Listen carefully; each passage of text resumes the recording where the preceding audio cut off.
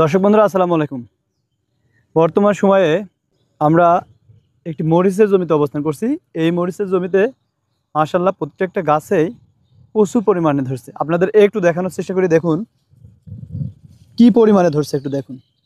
দর্শক বন্ধুরা মাশাআল্লাহ আলহামদুলিল্লাহ, আমাদের এই কৃষক ভাই মরিচের চাষ করেছেন, এমনকি প্রত্যেকটা গাছেই, একটা না।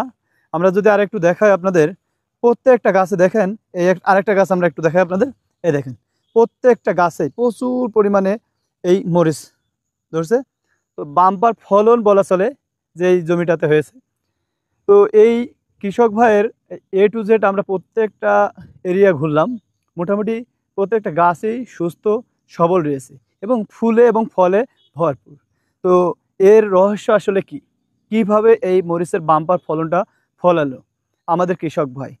নিয়মতন পচার ওষুধটা ব্যবহার করি, আর ফ্লোরা ভিটামিনটা বেশি ব্যবহার করা হয়, অতি ভালো কাজ হয় এবং ভালো ফলনও হয়, গাছও ভালো হয়, গাছও দেখেন ভালো হয়।